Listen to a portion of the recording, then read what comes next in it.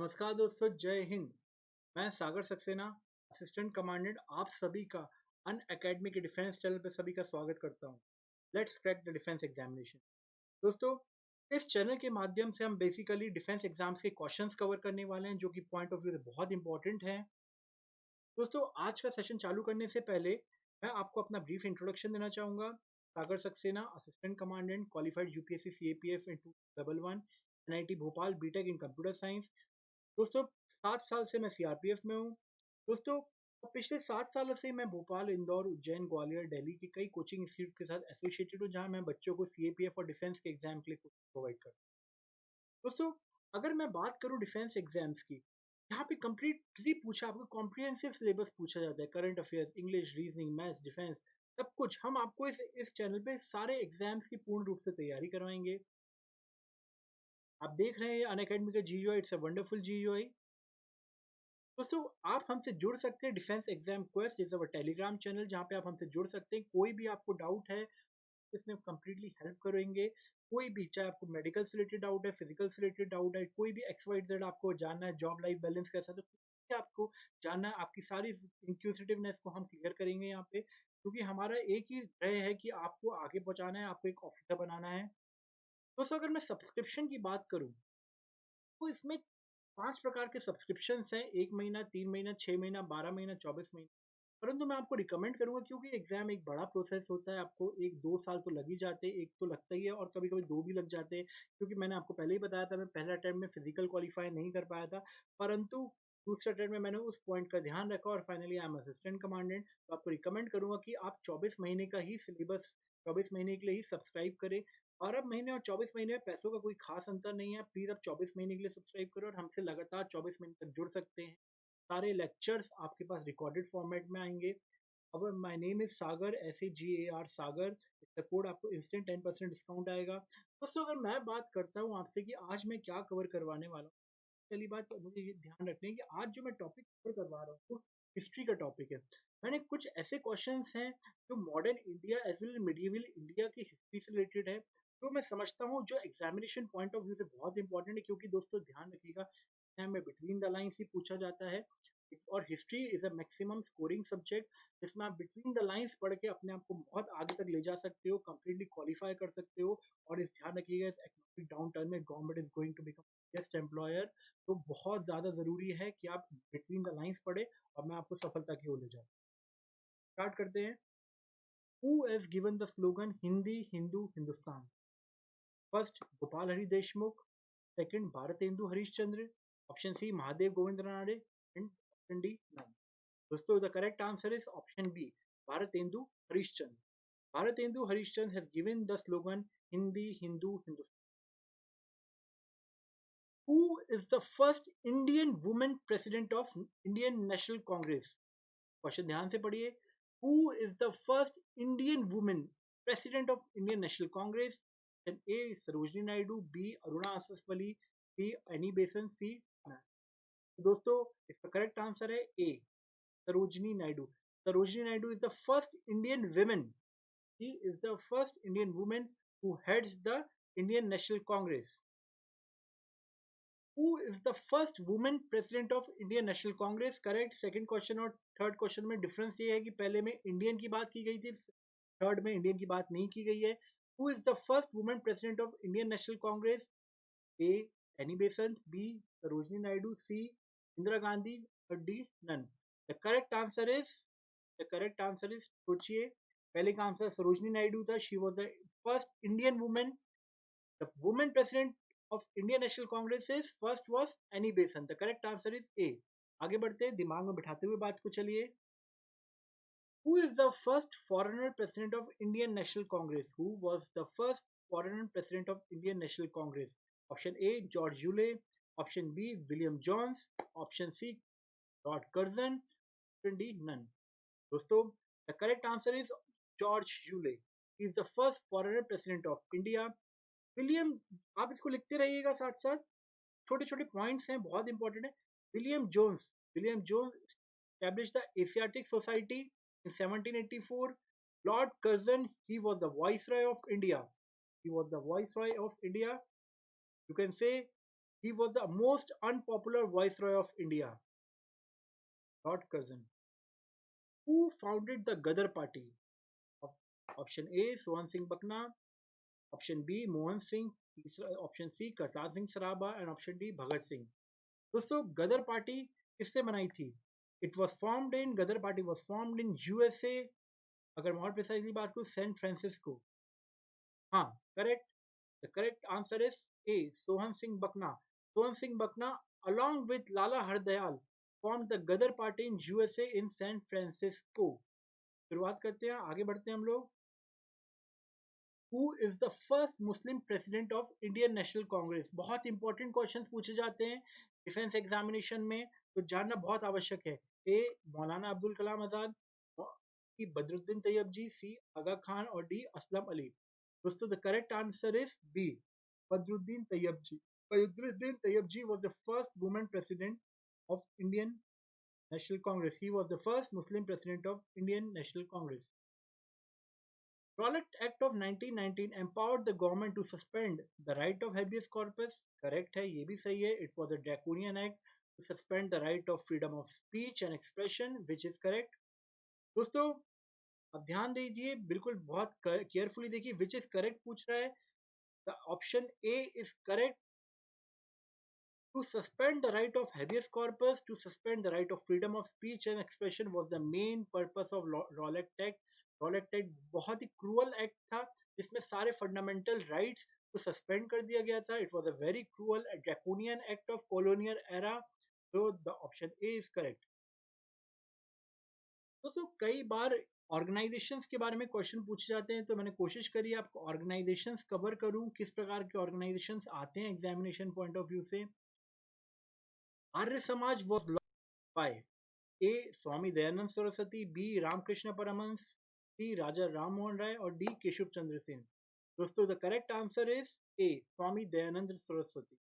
He organized the Raja Arya Samaj.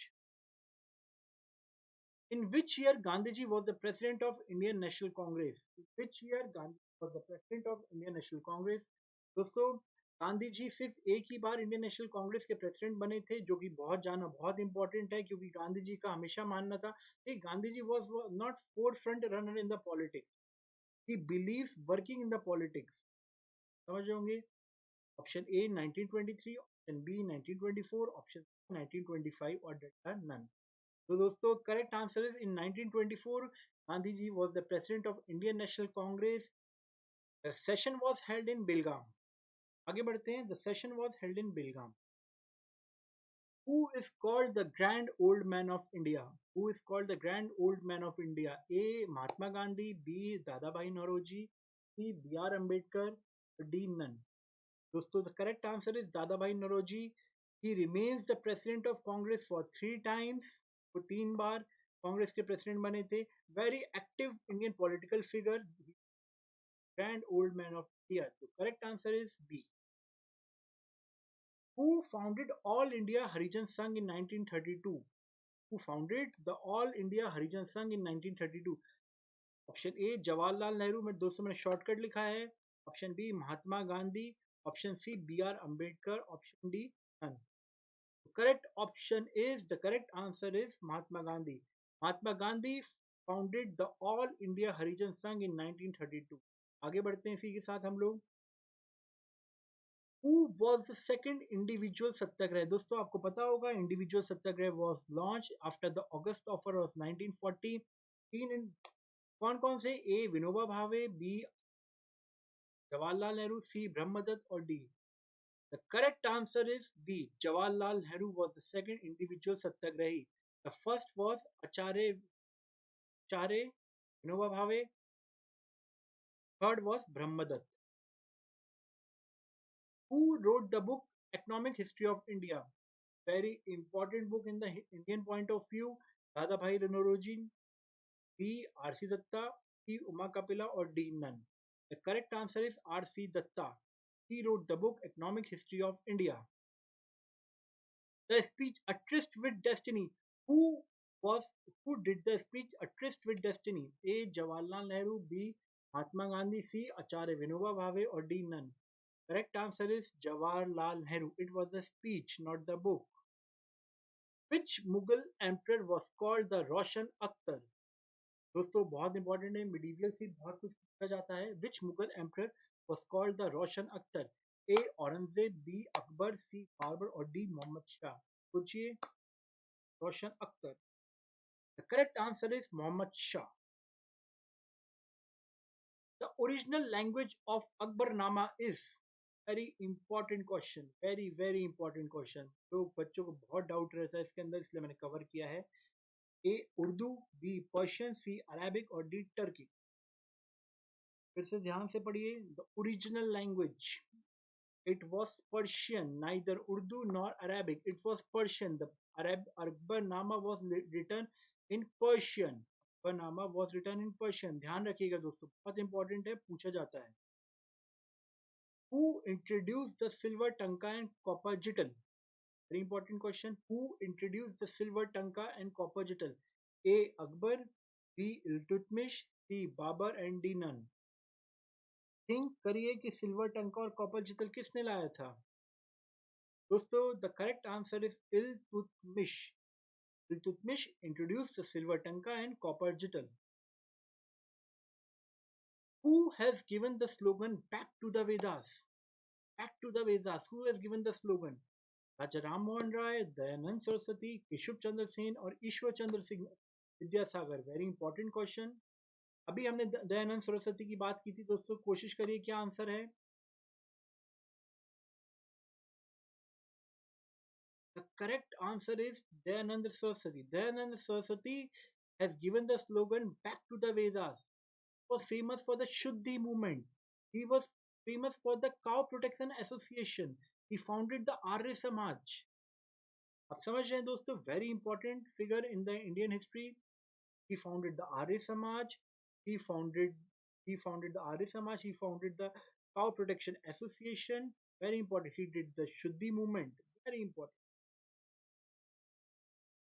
Who has given the slogan "One religion, one caste, one God for mankind"? Sri Narayan Guru, option B, Mahatma Gandhi, C, B.R. Ambedkar और none. दोस्तों very important. मैं अपनी अगली class में अपने सारे जो famous slogans हैं उसको कवर करने की कोशिश करूंगा कि फेमस स्लोगन किसने बोले थे, उसको आप ध्यान रखिएगा. फेमस स्लोगन क्या आगे, जैसे दिल्ली चलो किसने बोला था, स्वराज मेरा जन्म सिद्ध अधिकार है किसने बोला था, इंकलाब जिंदाबाद किसने बोला था. मैं पूरी क्लासेस में कवर करूंगा फेमस स्लोगन. इसका करेक्ट आंसर बताइए मुझको. The correct answer is Shri Narayan Guru. Okay, the correct answer is Shri Narayan Guru. Please ध्यान रखिएगा इस चीज को, very very important. Razia Sultan acceded on the throne in the year. बहुत इंपॉर्टेंट क्वेश्चन है, because she was the first women acceded throne in the Indian history. In 8 1 2 3 4 ED, 1235, 1236 और 1237. ध्यान रखिए दोस्तों. The correct answer is in 1236 AD. She was acceded on the throne. Razia Sultan. ध्यान रखिएगा 1236 में ही उनको राजशाही मिली थी.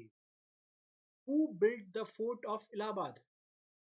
Who built the fort of Allahabad? The correct answer is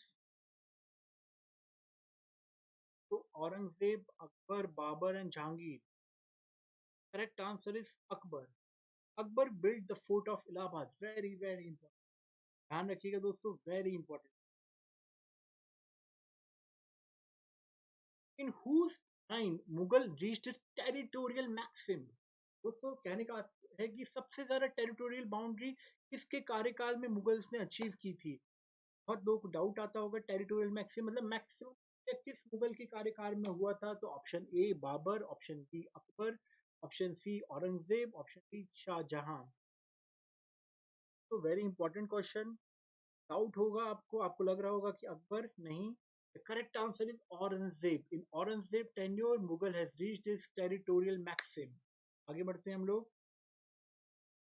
Give me blood, I will give you freedom. ये किसने बोला था? तुम मुझे खून दो मैं तुम्हें आजादी दूंगा. फेमस स्टेटमेंट है. Subhash Chandra Bose, option B Madan Mohan Malviya, option C Bal Gangadhar Tilak, D none. The correct option is A. Subhash Chandra Bose has given the slogan, तुम मुझे खून दो मैं तुम्हें आज़ादी दूंगा. Give me blood, I will give you freedom. Who headed the first law commission in India? Who was the first chairman of law commission? A very important question क्योंकि आज भी हम उसी के बनाए हुए लॉस पे ही चल रहे हैं. Lord Macaulay, B. Lord Curzon, and C. Lord Cornwallis, and D. None. दोस्तों, the correct answer is Lord Macaulay. Who was the fourth chairman of Law Commission in pre-independence era? बहुत इंपॉर्टेंट क्वेश्चन मैंने सोचा कि डालता हूँ आपसे पूछ लेता हूँ. लोगों को फर्स्ट तो याद रहता है, फोर्थ कौन था? Very important. Fourth was doctor Whitley Stokes. ध्यान रखिएगा, the correct option is B, doctor Whitley Stokes. दोस्तों, this is an exam which needs a high level preparation और हमें we are all committed in defense exam quest. We will make you success. We will make you a defense officer, the paramilitary or in the Air Force, Army or Navy. We are committed for it. दोस्तों please subscribe करेगा. SEGR मेरा सागर मेरा code है, please subscribe करेगा. Thanks a lot and join our Telegram channel. Thanks a lot. That's for the examination.